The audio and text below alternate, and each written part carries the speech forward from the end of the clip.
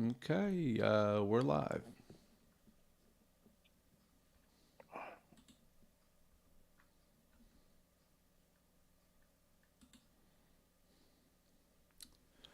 I'm just looking for it.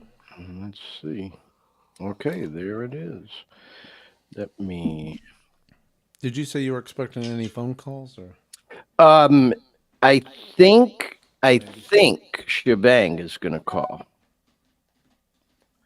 and possibly um that boy Dale, but Okay. Shebang and I. But they were going to be. Do they need the invite link? Yeah, we can talk about it. All right. I'll post it in the chat when we get there.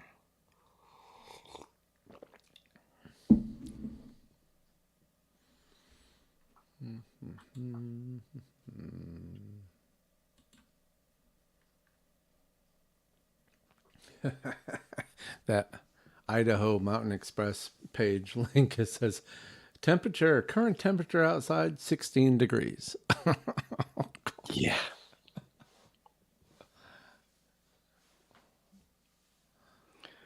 All right. Okay. Yeah. Hey, looks like we already got somebody jumped on there. Yep. Okay, it is 6:01, Dean. I am ready to start whenever you are. If you're ready, bro, let's do All right. this so we can get to the meeting in time for Mark. Is Mark joining us on the show? No. No, he's actually getting ready. He's camera shy. It's Oh, okay. Yeah, he was like, Glenn, I thought about doing it, but I don't want to get on there and freeze up and da da da da. And I'm like, hey, bro, do you? So, Okay. you know, plus we're trying to get through this quick, so Yep. they work out better that way. It's all good. Let's- It's kind of not his thing, you know what I mean? Okay. He's not a creative, right-brained person. He's the best carpenter I've ever met in my life, and I mean that seriously. Definitely not really a creative. Okay, here we go. Let's do it. Have fun. Have a good show.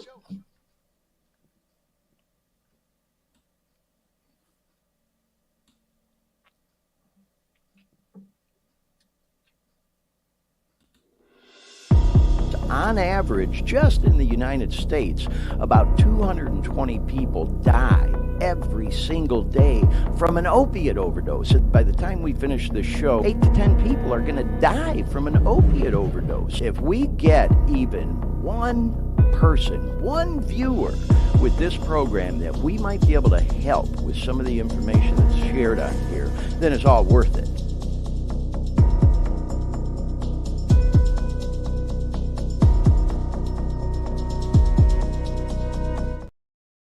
Hey everyone, welcome to the Dare Me podcast. It's your old pal Glenn Victor Peace coming to you live from Sacramento, California. And this is episode 43 of the Dare Me podcast and our very first full episode for the year 2024. And I say our very first full episode because we also went live on New Year's Eve 1 week ago tonight and rang in the new year live right here on the Dare Me podcast on both the East Coast and the West Coast. And speaking of the East Coast, that's where our co-host and producer Dean Baker is standing by live at the PFX Media Digital Studios in Orlando, Florida. So we're going to bring him aboard with us live right now and say hello to Dean Baker. Happy New Year once again, Dean. Happy 2024. Yeah, how's your year? So one week in. Yeah, 51 more to go. Yeah. How's How's your it going year? for you so far in the new year? Everything off to a good start?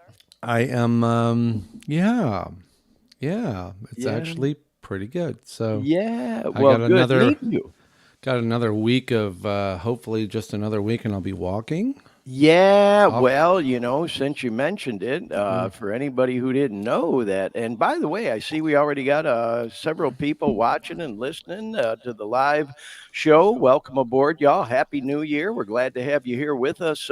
Yeah, in case you didn't know, y'all, Dean broke his leg a few weeks back, and I would never share Dean's personal information without his approval, but we've talked about it in great detail on this show. Had Yeah. a little motorcycle mishap and broke his leg. So you say the recuperation is coming along okay, Dean?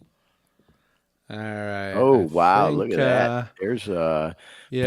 picture of the pins they put in and the Yeah. x-ray. Holy I got a cow, man. titanium rod going all the way down the leg from the Ouch. knee to my ankle, and Wow. I got a pin up top and a few Wow. half a dozen pins on the bottom, and looks Ouch. like they put a little crossbar in. I'm like, oh, okay, sure, Yeah. whatever.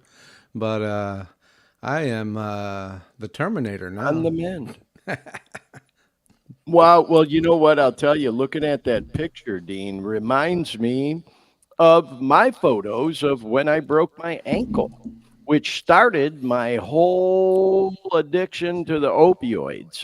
They Yeah. prescribed that shit to me, and I started taking it. And as I've said many times on this program, I should have known better.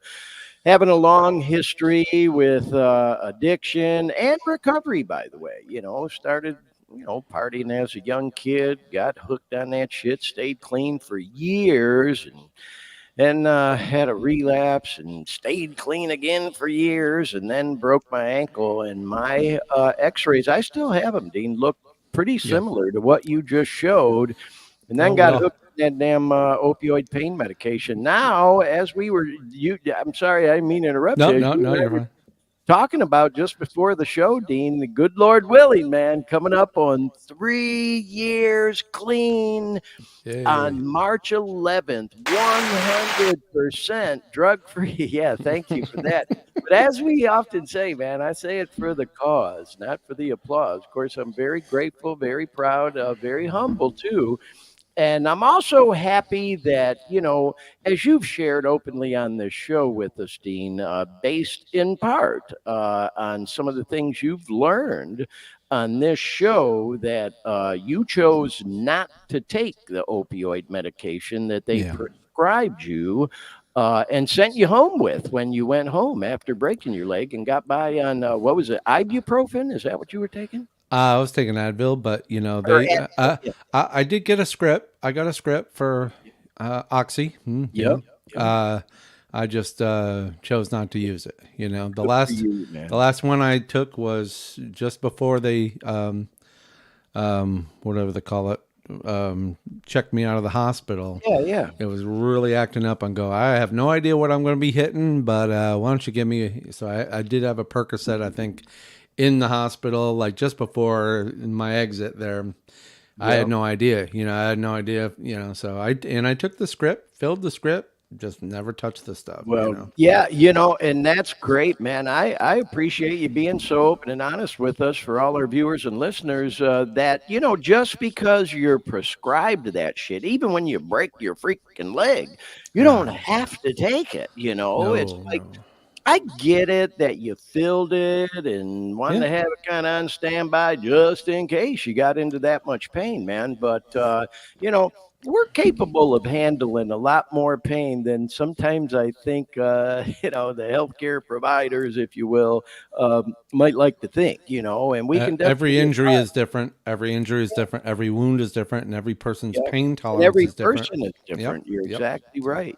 But it's a risk when you're taking that shit. Yeah. That's for sure, as we know from the whole opioid crisis, which we're going to be talking a little bit about later in the show. We have a couple of stories in the opioid crisis news, which, has become a regular part of this show as we're into episode 43 now, that we always talk a little bit about the opioid crisis in the news. Now, I do want to say, for our regular viewers and listeners, that tonight's show is going to be a little bit of a shorter version than what we usually do. We usually go 2.5 hours. We're really going to try to keep the show at maybe about an hour, hour and 15 minutes for a very special reason tonight. But before we do that and talk about that, I'm going to show a little photo here because we want to start giving a little plug to our boy Dean. This is the PFX Media Studios in West Orange County in the greater metropolitan Orlando, Florida area. And for any of our viewers and listeners that may be in the Central Florida area, if you have any type of you know, video production needs, things along that line, live webcasting needs for a conference or whatever the case may be. PFX Media and Dean Baker, our co host, are your people that you want to work with. And maybe, just maybe, you've even thought about starting your own podcast. Dean's the guy to talk to. Him and some of his colleagues there at PFX Media have this podcast studio, and it's located, and I don't mean to be speaking for you, Dean, No, go but ahead. Doing located great. in a shopping mall, and actually a nice, what's called the West Oaks Mall in West Orlando. And they've got a really nice setup there. And so, anyway, when I was visiting Orlando just several weeks back, went and paid a visit, and we got some photos. And there's me and Dean sitting in one of the studios here because there's a couple of different ones. So, Yep. yeah, Dean, just wanted to give you a little plug on the Thank front you. end of the show. But anyway, as I was saying, y'all, we're going to try to move this show along a little bit tonight for a very special reason. And I'm going to explain that reason right now. We're going to do some shout outs on the front end right out of the gate. And one of them is to this boy right here, my best friend from the FLA, Mark. And for those of y'all, I know we have a lot of regular viewers and listeners from the Central Florida area because I lived there for 30 years. Coming to you live right now from Sacramento, California, where I've lived for about a year and a half now. Moved out here to be near my beautiful daughter, Alyssa.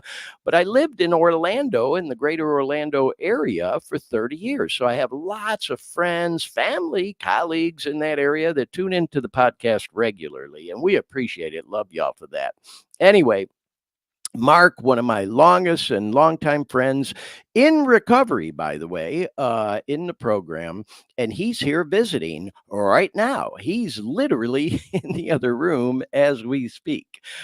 He's getting ready to go to a meeting with me when we get the podcast finished up tonight. This meeting starts at 7:30, and we really want to be there because Mark is celebrating not one, not two, but 3 years clean tonight. So we want to send a big shout out and congratulations to Mark. Man, we really do have a unique and a special bond and friendship. And man, I'm trying not to get emotional thinking about it. Mark flew all the way here to Sacramento in California from Orlando, Florida, just so he could ask me to present him with his 3-year medallion signifying his 3 years of clean time. And we had some time. He's been here for a couple of days. He wanted to take a ride up to Lake Tahoe to see snow. And so we went up, and you can see in the background there's some snow there. Got my little dog Jazzy. And this is at a place called Emerald Bay, and you can see the water in the background. And it was really kind of cool that we got to go because once again, and oh, by the way, we want to send a shout out to that girl, Carol and John in the chat room. They are joining us live and say, congratulations, Mark. Love ya. And hey, thanks for tuning in, John and Carol there. And yeah, big shout out to that boy, Mark. And it was so cool that him and I got to go to Tahoe couple of days ago because again, if you're a regular viewer listener to the show, you may recall Mark was here to visit last summer, and we took a trip up there, and we had an episode of the show called Live from Lake Tahoe, and we took a lot of video up there, and Dean got real busy on some of that video and put some promo reels together.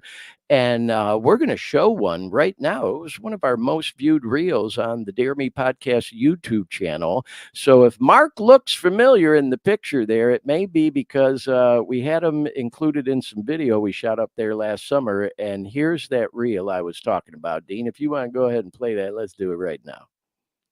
From 6,000 feet above sea level here on top of Eagle Rock in Lake Tahoe. And I'm going to try not to get emotional, y'all, but I was just thinking to myself, just a little over 2 years ago, I was isolating in that bedroom back in Orlando, strung out on the dope, you know. If y'all follow my podcast and my story, you know that, you know, I got hooked on opiates, man, for a 9-year run, and man, picked up the bottle again while I was trying to kick, and man, my boy Mark, he saw that shit firsthand, man. We were, you know, man, that dope had my mind so fucked up, I was ready to check out.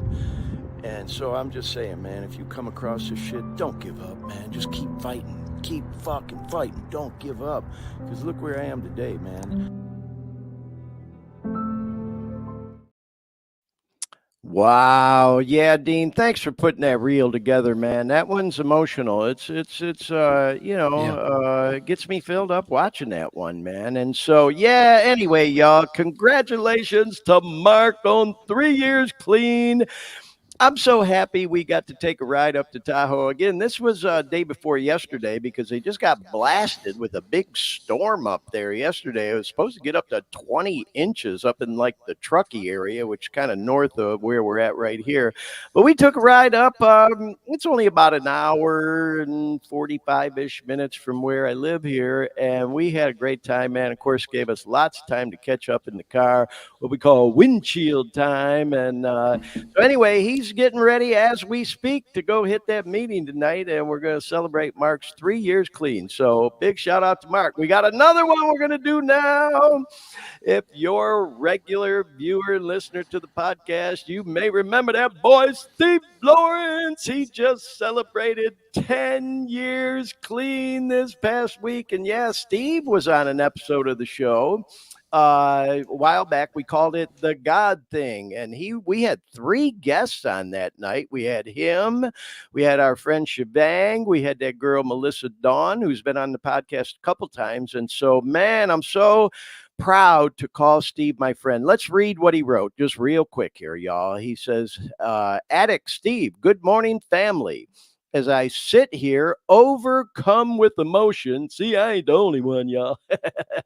And those emotions being gratitude, joy, peace, and love, I can't help but to be so thankful for everybody that's been a part of this with me.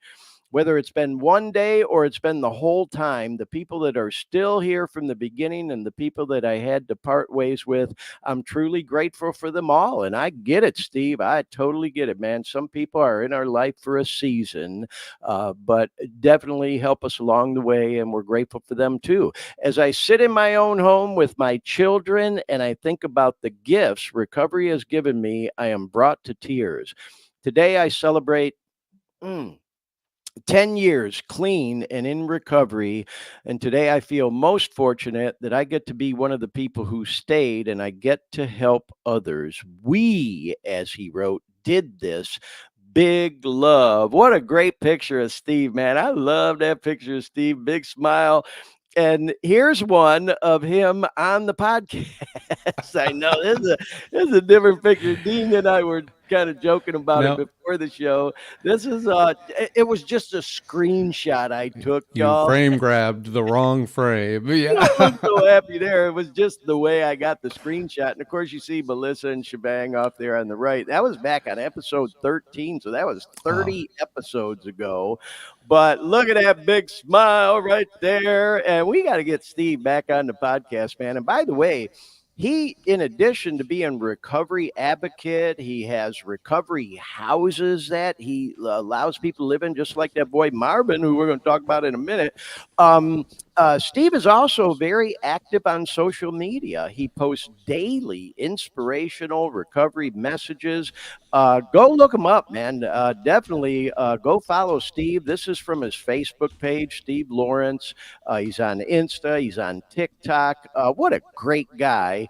And man, we're so proud to call him friend and have had him on the podcast. So shout out Steve on 10 years. So I mentioned Marvin, and there he is, Marvin Lilly, who we had live in the studio there at your location, Dean, that we were just talking about there in the West Oaks Mall in West Orlando. Marvin came in, and we got to interview him live in the PFX Media Dare Me podcast studio there. And Marvin just celebrated, y'all. Oh my gosh, so hard not to get emotional. 36 years clean. And you can see he posted this card that some of the ladies in the Orlando area there made for him. And he wrote, "The messages inside are priceless." And that picture of Marvin there is him actually speaking at the Orlando NA convention that they just did late last year called Gifts of Gratitude. Marvin is an outstanding recovery speaker. And we also have this picture from when he was in the studio there at Dean's studio. And just like Steve, Marvin also provides recovery housing for those in, recovery and looking to get and stay clean. And there is the telephone number if somebody who may come across this podcast and is interested in finding out more information, has both male and female recovery housing. And there's the telephone number right there. And we are so proud to call Marvin our friend as well. So congratulations to that boy, Mark, on 3 years clean tonight. Congratulations to Steve Lawrence from Detroit City, who is celebrating 10 years this just a couple days ago, and Marvin celebrating 36 years. And he's actually, I think, being presented with his medallion tonight at my home group from Central Florida, still working on it. What are we looking at here, Dean? What do we got? Okay, when you said Marvin's involved with, in fact, the other gentleman was involved in recovery houses. And of Yes. course, I just searched it. Oops, hang on. I just searched it. Where is it? Mind, body, and soul. It jumped up here real fast. It's here now. It's like, but when I go in, oh, there it is. Mind, body, and soul. Yeah, Right? yeah, That's the yeah. one. So that's one. But when I did search recovery houses on Google near me, look at what opens up. Oh, yeah, yeah. Look at what opens up. Look at what Yeah, opens well, up. it's like we discussed on this show, Dean. You got to be real careful about Yeah, doing yeah, your research because there's some out there, and we talked about that in great detail. In fact, on the podcast that we had Marvin as a guest on, not all of them are necessarily legit. So do right. your research, make sure you're getting into one with a good reputation. But oh, yeah, they're out there. They are all around. That is for sure. It's big business, in some areas. But again, the ones that Marvin and Steve are running in both the Metro Detroit area and the greater Orlando area, those are great ones, y'all, and they Yeah. are legit. So we want to send shout outs again to Mark, Steve, and Marvin. Thank you guys for being such an inspiration to all the rest of us. So moving on, y'all, we're going to talk a little bit about a couple of recovery events. And this one is coming up real soon, right here near where I live in the Sacramento area. And this is called the Tri Area Convention of NA, Narcotics Anonymous. And you can see in the logo underneath it, it's a combination of all these different areas in Northern California that come together to put this convention on. And this is the 24th annual one. It's going to be held January 19th through the 21st. And yours truly, you'll be out there. So, hey, if any of the rest of y'all from around the country or other parts of the world might like to come to attend, we'd love to have you. This one's going to be again held at the Gold Country Fairgrounds in Auburn, which is not too far from where I live. And you can see it's a combination of the Sierra foothills area. And, I won't read them all to you, but you see in the logo, there they all are. And that one is going to be a ball. Now, moving on to another convention that's coming up. I've talked about this one many times on the podcast. This is the World Convention of Narcotics Anonymous, the 38th one. They didn't start off doing, and NA has been around, if you will, since 1953.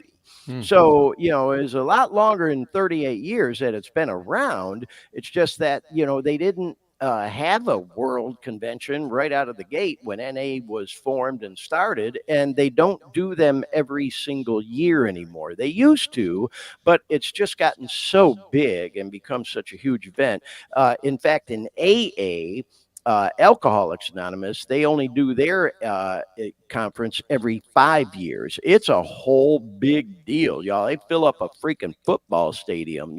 Thousands and thousands of people come from around the world to attend these events. And so this is going to be the first one in since before the COVID pandemic, because that thing really put a damper on a lot of conferences. But anyhow, here's a flyer that was released that provides a lot of information. It's going to be in Washington, D.C.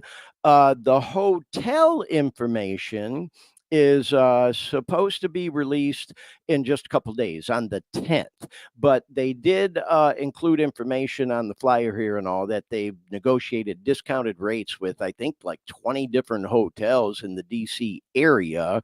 And all the main events will be going on at the convention center and all that sort of thing. So yeah, yours truly will be there, and we'll do a little something for the podcast about the convention. When this thing happens, they are always a lot of fun. So anybody who may be new to recovery or just coming across our podcast, maybe looking for information about how to get clean and what life might be like if you're able to and all that other stuff, man, we have all kinds of fun stuff, cool stuff going on all the time.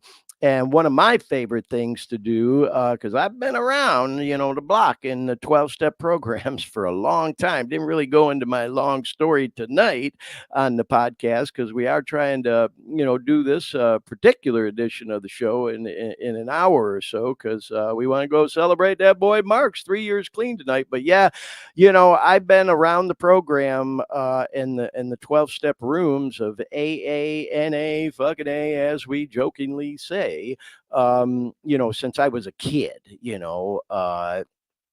and I'm going to be 62 years old in a month. I've been doing this thing for a long time, y'all. I got clean for the first time at 24 years old. So where I'm going with that is I have been to a lot of NA and AA conventions, conferences, events, and they are a blast, man. They have so much cool stuff going on. There's all kinds of workshops and breakout meetings and speakers, seminars, just entertainment. They have comedians and dances and concerts and just fellowship and banquets and clean time countdowns and roll calls from people all around the country and the world. You get the idea. And they're ordinarily a few-day event, and man, I'm getting excited talking about it. This is going to be a ball, man.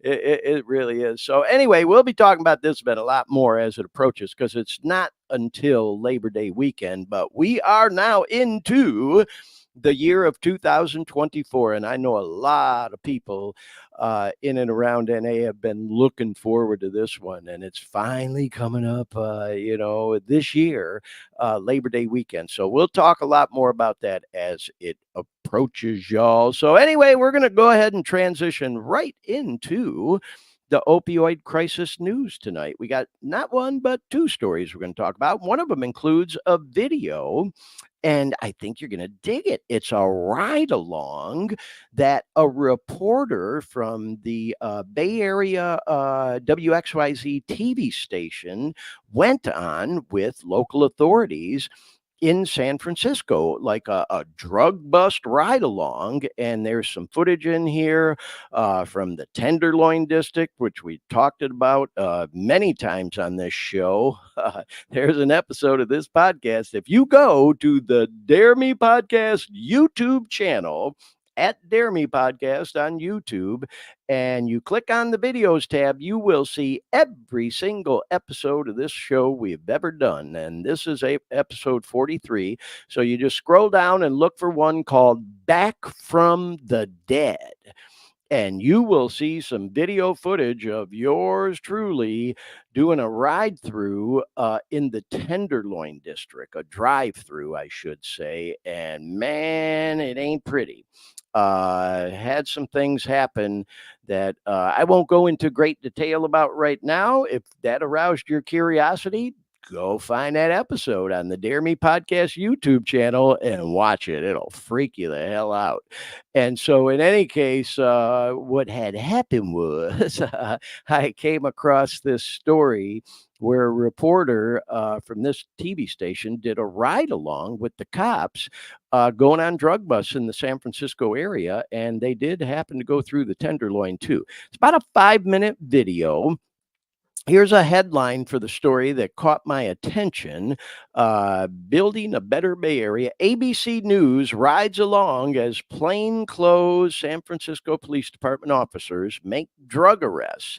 And it references this in the story, and we may spend a little time talking about it afterwards. That despite more arrests, San Francisco will have the highest number of accidental overdoses on record. You can see this story came out January 3rd. So, they're referencing, the previous year of 2023. But yeah, man, we've talked a lot about the crackdown going on in that area. And I just want to put this little disclaimer out there before we show the story. We talk a lot about San Francisco and the Tenderloin and everything going on over there because it's bad over there, y'all. It is. I'll also say we're not picking on San Francisco. I love San Francisco. Oh my God, what a beautiful city with such a rich, rich history. I'll also say I live pretty close to there. It's less than a couple hours away from me. And this Tenderloin District has gotten a lot of attention in the news, not to mention just the whole city of San Francisco in general.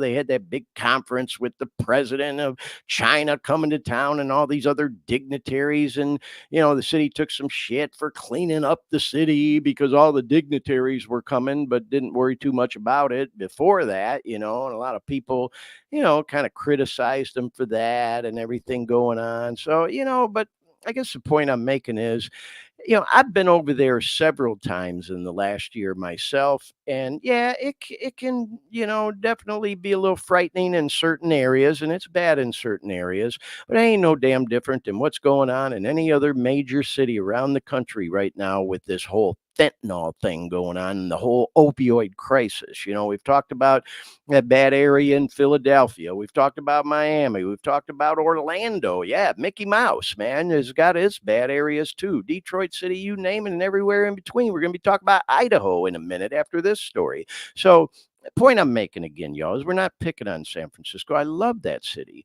They are making an effort to, clean it up a little bit over there. But even despite all their efforts with the crackdown and everything, they're about to reach, the highest number of accidental ODs on record when they release the actual numbers for 2023 here very soon.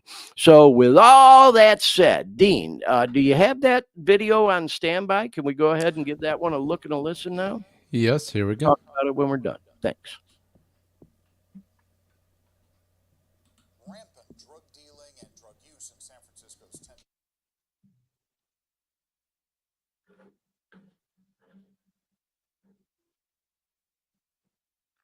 You got no sound?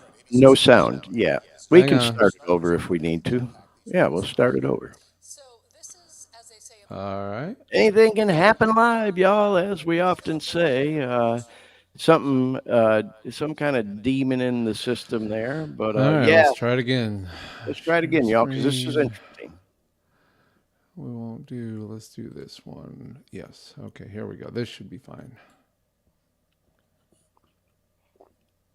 Building a better Bay Area means ending rampant drug dealing and drug use in San Francisco's Tenderloin. More than 6 months ago, San Francisco police received a directive from the mayor to start making more drug-related arrests, targeting both drug dealers and users. That's right. ABC 7 News reporter Leanne Melendez is here with the latest numbers and the impact these arrests are having. So this is, as they say, a bit of a conundrum. Okay. Because the number of arrests for both drug dealers and users doubled. Yet this year, San Francisco will have more accidental overdoses than any other year. So here's the explanation we received from both health officials and police. ABC 7 News was invited to follow plainclothes officers during one of many drug surveillance operations in the two neighborhoods where drug dealing is rampant. All right, not yet, but you guys just come eastbound Mission. We have people who are observing the actions of this suspect, and we're going to try to move in and make an arrest at this time. This last year, 2023, police arrested 960 suspected dealers in the Tenderloin neighborhood alone, compared to 566 the previous year, 2022. We were there for one of them. Let me ask you what went down here. So we're doing a narcotics surveillance operation where we set up one officer watching the area. They observe what they believe to be a suspected hand-to-hand narcotics transaction. Then they radio us in the arrest team. They give us a description, a detailed physical description of the person. They tell us where they're at. As the arrest team, we move in and we place the person under arrest. And then we wait for the officer that saw the observation. We wait for them to come over here, and then they conduct a search. Because he has not been convicted, we are not showing his face. Police find several stashes in his backpack of what they believe is crack cocaine. Most officers here are certified Spanish speakers. Where is he from? Jared, let me see. So he has a Honduran passport. So he's from Honduras. A lot of people from dealing drugs from Honduras? Very, very many, yeah. Drug sales, property crime. One of the arguments made by the former district attorney was that many dealers were immigrants from Honduras who had been illegally trafficked to the United States. In court, many still use that as part of their defense, but that's not what officers say they hear on the streets. Do many people say that they're here because they fear for the lives of their families in Honduras? They've been threatened. From my experience, we're not really ever really told that. They're here to send money back home, not because they're victims of human trafficking or anything like that. The suspected dealer gave police a different name from that on his passport, which he happens to have with him. He had been arrested before using a false name. Police told us half of the suspects arrested for the sale of drugs were either on probation, pre-trial release, or had active stay-away orders. This despite requests made in court by the current DA to keep them in custody. We're explaining that many of them have been arrested not once, not twice, even 3 times for dealing fentanyl in our city. And these judges are not taking it seriously. They're allowing the courthouse to be a revolving door. The number of drug users in the Tenderloin arrested in 2023 nearly doubled from the previous year. So, how is it that the city will have the deadliest year on record for accidental drug overdoses, with 752 through November 2023? Health department officials have tried to make sense of this disparity by explaining that arresting someone and forcing them into treatment often backfires. In fact, their risk of overdose sometimes sort of paradoxically goes up. We've said you can't use, you may not, and created a situation where they're not using opioids. Their tolerance goes down, and a relapse can be deadly. It just shows how much of a battle this is with trying to keep people alive, and people are still going to continue to use. So we have an update for you on the person arrested that you saw there on December 21st. He was charged with possession to sell drugs and released 5 days later while awaiting trial, even though he had been arrested before for selling drugs. And it's not uncommon for a district attorney from a different city or what have you, to have somebody charge and release them. Okay. You know, the Sure, judges. Right. But here in San Francisco, 2 and 3 or 4 times. They're released, yes, and that is what the district attorney here in San Francisco argues constantly. Okay. And that has to be frustrating for the people on the streets. Yes, Right. Sure. police, yeah. Thank you, Leanne. Sure. Well, there you go. And hey, shout out to the ABC affiliate there, WXYZ in San Francisco, and the reporter. What an outstanding job, I thought, on that in-depth report that went close to 6 minutes long. You know, unfortunately, a lot of times with television news anymore, you're lucky if you get, you know, a minute and a half the news coverage of something where they can barely even, you know, talk about the thing. So they did some in-depth coverage on that.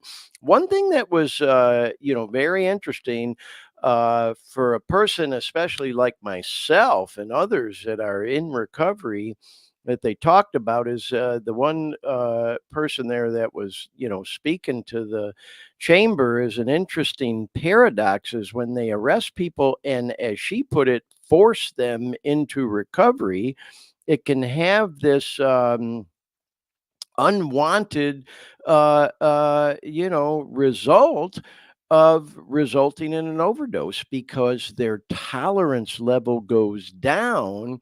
But then when they're back on the streets, they go and start using the same amount they were using before they detoxed, and it kills them or they OD.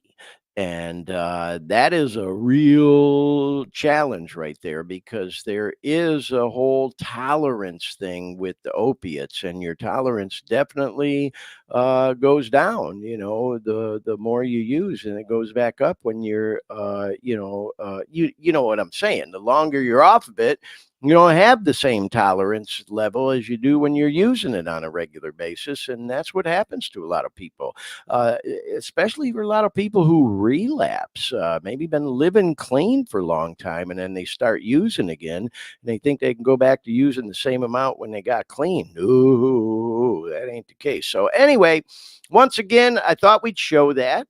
Interesting story. Definitely gave us a unique perspective on what's going on there, man. And God, if you recall, Dean, we talked a little bit about it on that New Year's Eve edition, how they have done the crackdown there in that Tenderloin area.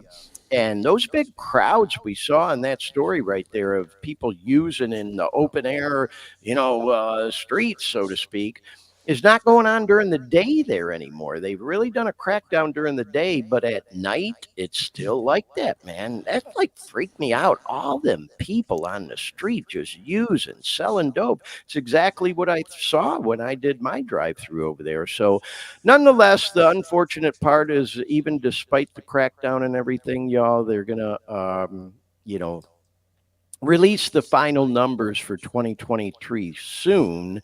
And as we just heard in that report, it will reveal the highest number of accidental overdoses in the Bay Area there in San Francisco on record. So with all that said, God bless all the folks working to get that under control over there. let's transition to this next story, because as a result of all that mess that we just saw there, and like I said, what's going on around the rest of the country is all a result of this opioid crisis that started as a direct result of all these meds that were overprescribed by all the pharmacies, and what was approved for big pharma to manufacture and start rolling out there, the Oxycontin, and then all the rest, that the feds, I often say on here, stand by it, look the other way, and let it happen. Sure makes you wonder, man, like with all these political action committees and people, walking the halls and lobbying the halls of Congress, who got, paid off what, and what contribution was made to this candidate or that, to, look the other way and allow this fucking shit to happen, man, that's killed so many people and is still killing people on a regular basis, and almost killed yours truly, because I got caught up in that madness. I accept responsibility for my own choices, like I've shared on this podcast many a times. I should have fucking known better getting caught up in that shit, especially with my history of struggles with addiction. I'll also say, man, I was prescribed this shit by a doctor. I was in pain. I did break my fucking ankle, you know what I mean? And I got hooked, and they just kept writing it and writing it, man. And God, I went from, Vicodins, Norcos to, Perks to Oxys and Demerol. And at the end, they giving me Dilaudid and shit. And then I ended up fucking snorting heroin at the end because I couldn't get the pills anymore, but I'd get dope sick. And you're trading with other people, and then somebody getting it off the street, then you're getting it off the street. And never in a million years would I ever have thought something like that would happen to a guy like me. But it did. And I'm lucky to be alive. And, getting back to what I talk about often on this podcast, that's why I do this podcast, and we're going to talk about that in a little bit. But, our hope is that maybe, just maybe, something we talk about on here might help inspire someone who maybe went down that rabbit hole like I did to snap out of it and try to get clean, and not worry about this fucking stigma we talk about so much on this podcast, having to do with addiction and, oh God, I don't want nobody to know. Oh, what are they going to think of me? Oh, what about my job? What about my family? What about your life? Save your fucking life, man. Do what you got to do to get off of that shit. And there is help out there if you want it. And that's part of what this story is all about. This is going on all around the country, y'all. I just happened to come across this story that's very recent. And as you can see, it's dated January 5th. And this county here is about to begin distribution of the opioid settlement funds. Just over 100 grand has been received to date by Blaine County. And Dean is going to bring up this article, and we're going to scroll through it a little bit. It's in Idaho. And Blaine County in Idaho has been working on just exactly how they want to dice and slice. And is there any way you can hit that little X there, Dean, on that welcome? We hope you enjoy your free content. There's a little X in that box. See it? Where it says 4 remaining of 5. Right there. There we go. Now we can see a lot better. Thank you. So anyway, if you scroll down, I was going to do some screenshots of this article, y'all, but they did a fantastic job on this article. Just like the news story we just watched, they went very in depth. And so we've talked a lot on this podcast about trying to keep an eye on how all this money is diced and sliced and distributed and all. And as it says, state and local governments across the country, including Blaine County in Idaho, are expected to receive more than 50 billion, y'all, billion with a B, not million, $50 billion in legal settlement funds that are going to be spread out, supposedly, over the next 2 decades, 20 years, for more than a dozen of the companies, including the infamous Sackler family and Purdue Pharma, for their part in creating this fucking mess.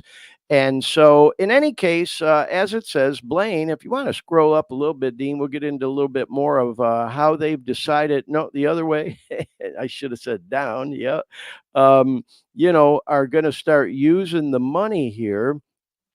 Uh, and it says they received their first installment of funds in 2022. The amount varies because there's actual different settlement agreements for varying amounts from different parties. Um, and yeah, go up a little bit more, Dean, because I kind of want to get to the part where they start talking about what they're going to use it for, because I think that's what's really important. Okay, I like this. On January 2nd, the commissioners approved a contract with what's called the Haley Nonprofit Men's Second Chance Living, awarding 15,000 for that organization to house up to 15 participants in its all-male sober living homes in Haley. Residents currently pay $420 a month to share a bedroom. And then the board also approved a $30,000 contract with this agency called KH Counseling and Health Center to operate certified drug and alcohol counseling. Now, those are the types of things that I personally believe the bulk of this funding should be going to. If you remember, Dean, we've talked about on this podcast, we had some law enforcement agencies wanting to get their hands into the pie a little bit to get, bulletproof vests and police scanners and new police cruisers. And we're like, whoa, wait a minute. What's that all about? And they're saying that they feel justified because they've had to devote more of their resources to enforcing things like what we just saw in that video news story. So, that's a tough one. We're pro law enforcement. We got nothing against law enforcement. It kind of had a weird, taste to it, if you will. That money wasn't going to things like counseling and rehab and stuff like that. I also like that talked a little bit about Narcan in this article. And if you go up just a little bit, Dean, you just kind of scrolled past it. No, the other way, while I was talking there, that they are planning to use some of this money right there in the middle. Davis said that other counties have used the funding to set up distribution centers for naloxone, which is Narcan, the medication that can reverse the opioid ODs. But it says, but first responders in Blaine County already have the medication available. Well, that's just first responders. What about everybody else? Well, they do sell this shit over the counter now at Walgreens and CVS and everything else, but it's $50, for a couple doses. So, as you've said, Dean, this shit should be free to anybody that wants it. And I happen to agree with you, and, hopefully, with any luck, maybe in Blaine County, some of that money there in Blaine County in Idaho could be used to provide free Narcan. So, anyhow, y'all, that's just one little story I thought we'd touch on having to do with this opioid lawsuit settlement fund money. Yeah. There's going to be a shit ton of other stories coming down the pike over the next however many months, and as it even referenced, years.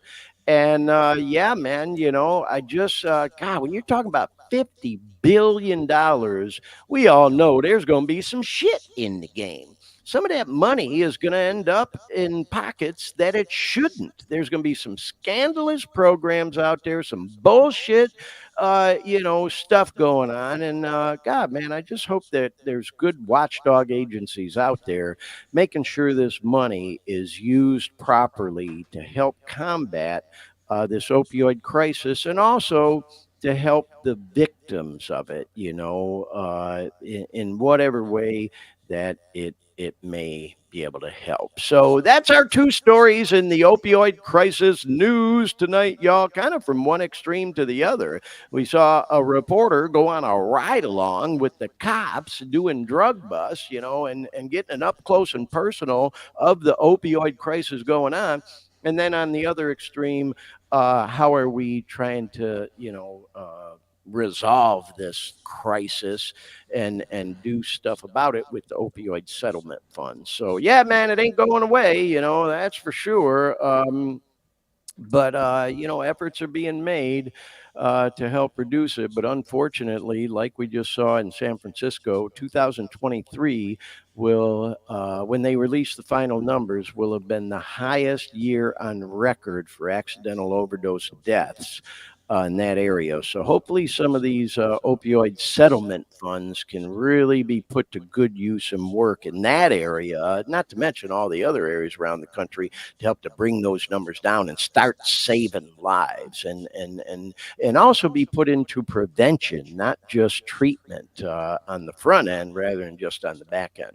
So anyhow, with all that said, y'all, we're going to transition. And like I said, if you're just joining us, I see we got some new people in the viewing room. We're going to wrap the show up a little bit earlier than usual tonight, because our old friend Mark, who's visiting Sacramento right now from Orlando, Florida, is celebrating not one, not two, but 3 years clean tonight. And he's here visiting, and we're going to go catch an NA meeting tonight so he can be presented with his 3-year medallion, signifying his 3 years clean. But before we do that, we want to talk about this, which blows my mind, y'all. Man, I posted some stuff on social media about this, and I just thought we'd take a minute or two to talk about it on the show tonight before we wrap it up. After we concluded our marathon 5-hour session of the Dare Me podcast on New Year's Eve, which thank you again for doing that with me, Dean. Man, we went hard at it. We did. And you can watch that whole show, by the way, folks. If you go to the Dare Me podcast YouTube channel, don't click on the videos tab, click on the live tab, and you will see every edition of the show we've ever done live. Those are the live, raw, unedited versions of the show. If you click on the video tabs, you'll see the nice, cleaned up and edited, video, editions. But under the live tab, it's all raw. And I haven't done anything with that New Year's one yet in terms of, we're going to pull some stuff out of it and post it. But if you go there, you'll see that whole show we did that night. After that show concluded, I got these results you're looking at right here from YouTube. And I was telling Dean before the show today, I knew the numbers were getting up there because I get the monthly recap. When we first started this podcast last March 12th. Was it March 12th? Yeah. Was it March 11th? I can't remember. It was last March. Close enough. Yeah, right. We saw the numbers start going up, from, we were getting, a few hundred to hundreds to over 1,000 to 2,000, 2.1, 2.7. Then we had over 7,000 people in November. So I knew the annual total was getting up there. I had no idea, y'all, that we had over 21,000 views on our Dare Me podcast YouTube channel in 2023. Blows my mind. I know I do that a lot, y'all, but it really did catch me by surprise. I had no idea. Keeping in mind that this is our YouTube channel. It doesn't include all the views we get on Facebook and on Threads and on LinkedIn, on X, and now we're on Twitch and all these other platforms. This is just the Dare Me Podcast YouTube channel. How the hell did that happen? It just blows my mind. Now, I will tell y'all, being transparent, the bulk of these views are on the shorter reels we do that are sound bites from the show that Dean's been working real hard on. I've done some. I do different promo reels. Of course, we've had shout outs from some high profile celebrities like Billy Bob Thornton, Lamar Odom, people like that. So a lot of them views have come from that kind of stuff. But 21,000, over 21,000 people have, viewed our YouTube channel, just freaking blows my mind. So it really got me thinking about, oh my God, what do we do with this? We've clearly built some kind of following and an asset in hopefully accomplishing what we set out to do, is even help even one person with what we talk about and do on this podcast. And we're coming into the home stretch of what my initial goal was when we started this podcast, of doing 1 year. Even for the 6 months leading up to when we started this podcast, I was doing all these wacky ass videos on social media, just trying to generate interest and like, oh my God, what the, and get people, curious to start watching when we started it. And so now, here we are coming into the home stretch. The point I'm making is I committed to doing it for 1 year. And so we're like 8 episodes away now, 9 episodes away from 1 full year, 52 weeks of this podcast. And I'm trying to decide, well, okay, once we accomplish that goal, then what? Do I just abandon 21,000 views on the YouTube channel and say, okay, well, we did a year, I'm done, walk away and leave it at that?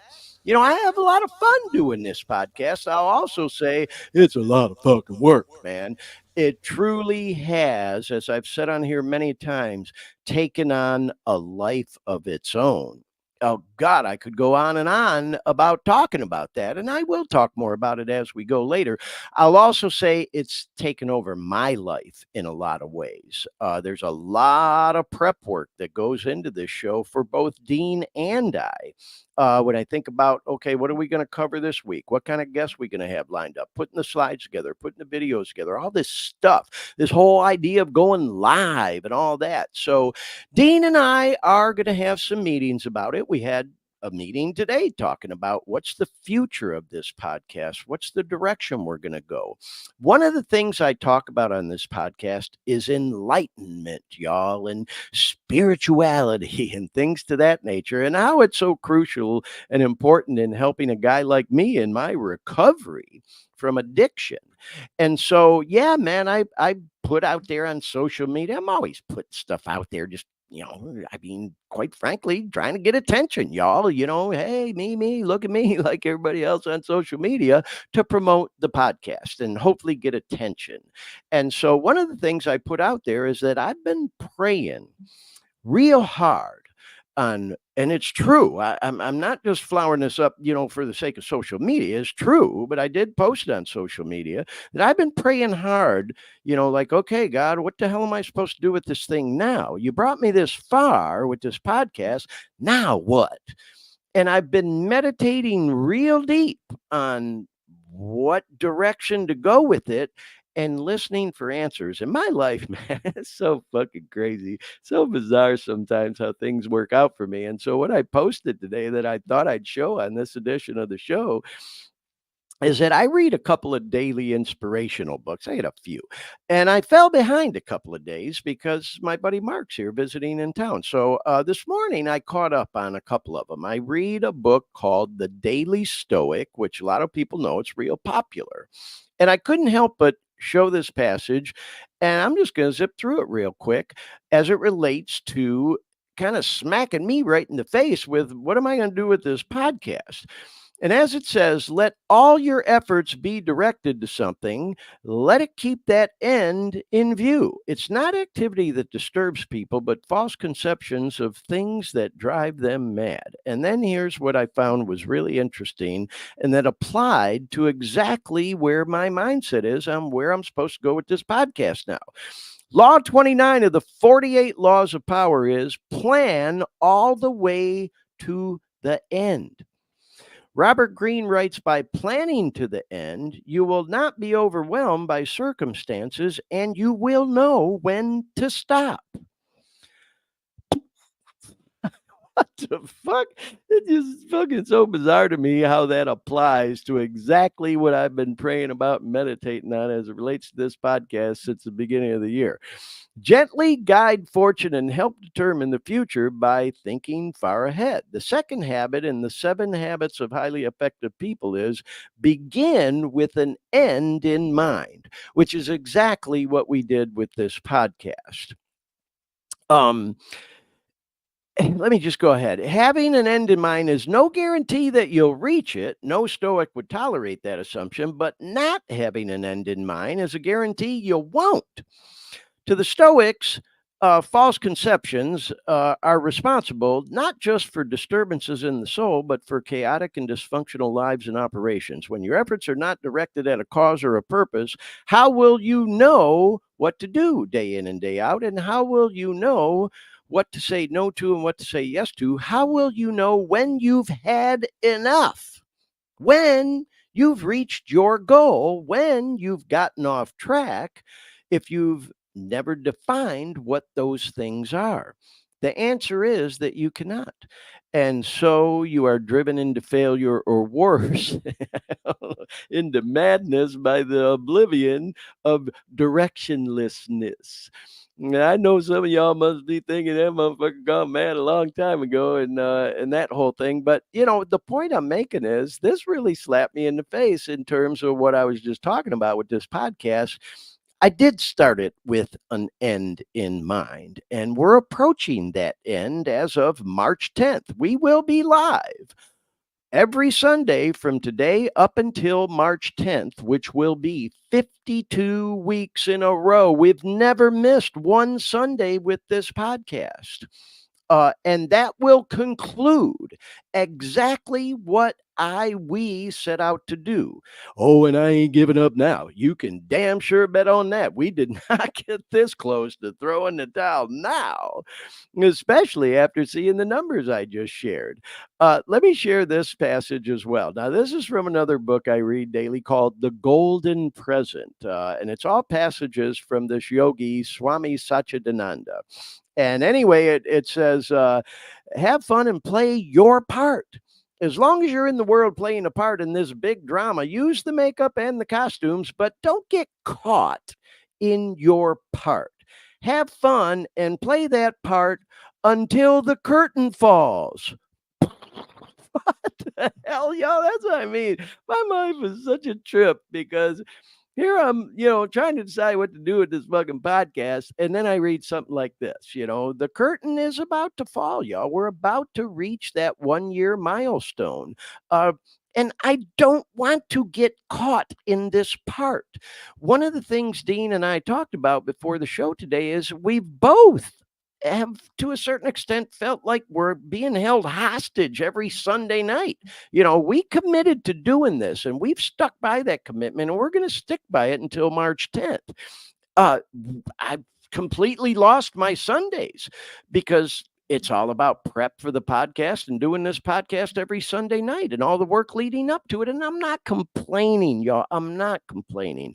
This has been the time of my life.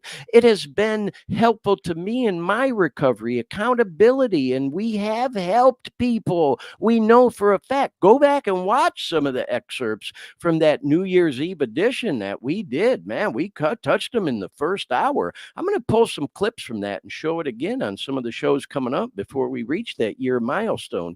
But this smacked me in the face. And then, as it says, many people finish their part even in the midst of the drama. Once their part is over, they make their exit. Is my part over? Is it time for me to make my exit? Then they don't come back to the stage again. They are supposed to exit stage left and never come back. On the world stage, many of us finish our job and leave, but the drama continues. Maybe the hero, the heroine, or the villain will continue throughout and be the last people to leave the stage. In the meantime, many extras come and go.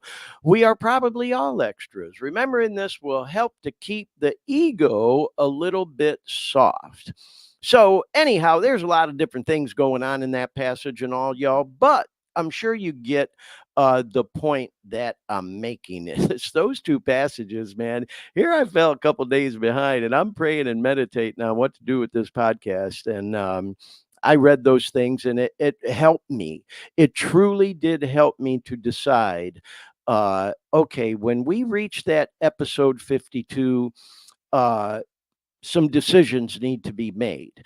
And so one of the things I can say here tonight, and Dean, I know you don't mind me saying this either. I don't mean to speak for you, but Dean and Sure. I did agree we are going to continue this podcast, y'all, but in a much different way. We're not going to continue to do it live every single Sunday night. Like most podcasts, we're going to start recording this thing at a time convenient for both of us that may be different at different times throughout the week.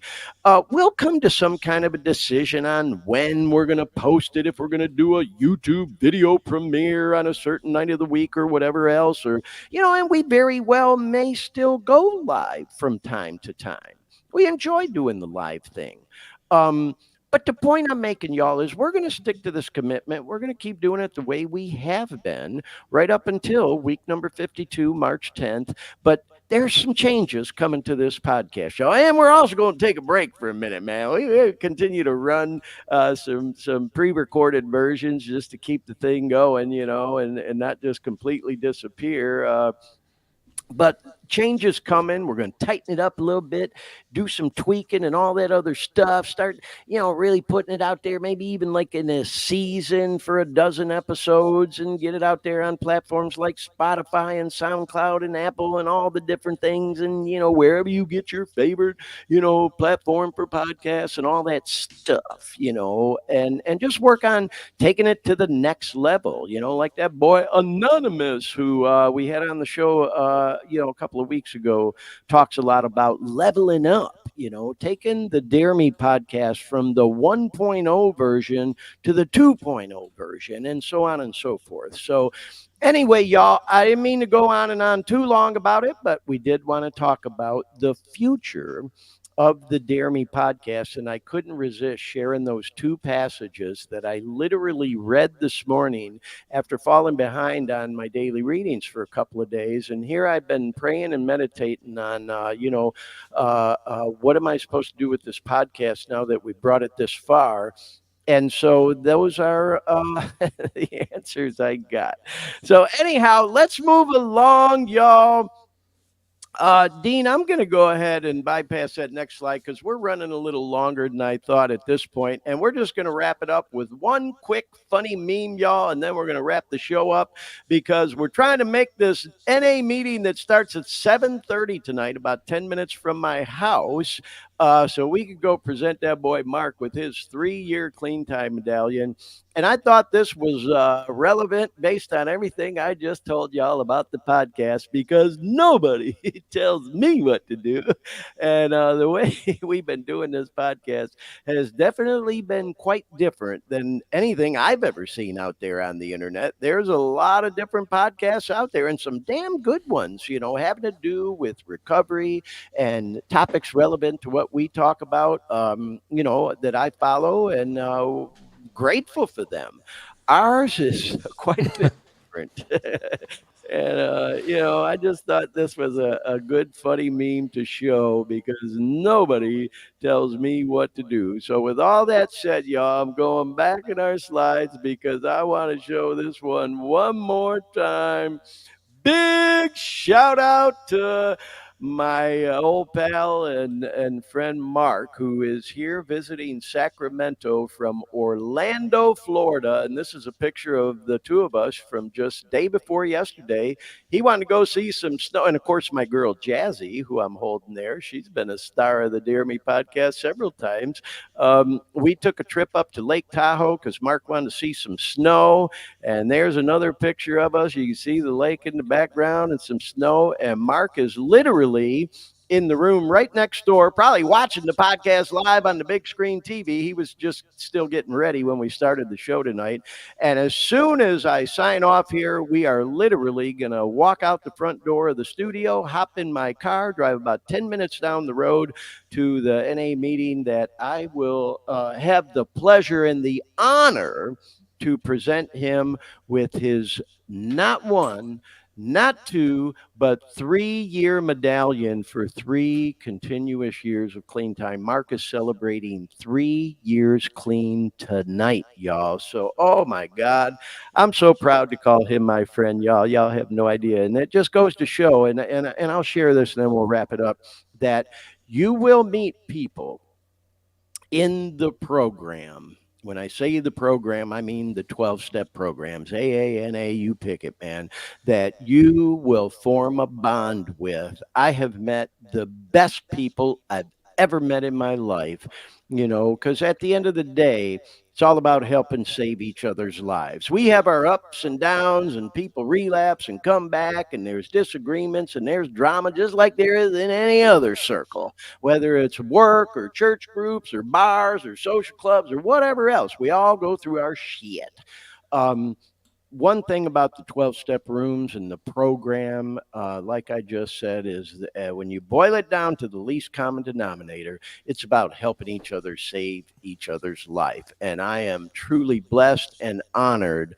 Oh, man, I'm trying not to get emotional, to have a friend like Mark, and a friend who flew all the way here to Sacramento, California from Orlando, Florida, just to ask me to present him with his 3-year medallion on his 3-year anniversary of being drug-free. And so with all that said, y'all, I'm going to go ahead and wrap it up so we can get out the door so I can do just exactly that. If you're going through hell, you're struggling with addiction, you come across our podcast, whether it's the live version, I see we got people watching right now, or someone maybe sees this recorded version, sees the recorded version of this show down the road. You're going through hell, keep fucking going. You can come out the other side, man. You can do this. If I can do it, if Mark can do it, if Steve can do it, if Marvin can do it, if all the rest, you know, that have participated in this podcast can do it, you can too. So with all that said, Dean, thank you so much for letting me go 90 miles an hour on the podcast. But, we did it, man. We got through in 1 hour and 15 minutes. How about that? That's how about that for us, isn't it? Absolutely. Yeah. Well, Dean, hey, I'll just say this real quick and then we will wrap it up. Thank you, as always, for your participation, everything you do to keep us going. And thank you as well for your support of the future of this podcast and everything we talked about, before the show today. I'm looking forward to continuing to work with you and taking this podcast to the next level. Anything you'd like to add before we wrap it up? No. It's been a it's been a whirlwind evening. Very fast. Okay. Here we go. Hey, there's our first full episode of the brand new year 2024 in the can. With all that said, thanks again, Dean. Thanks again to everybody who's been watching and listening. We appreciate your support of the Dare Me podcast, and we will see you next time on the Dare Me podcast. So long, y'all.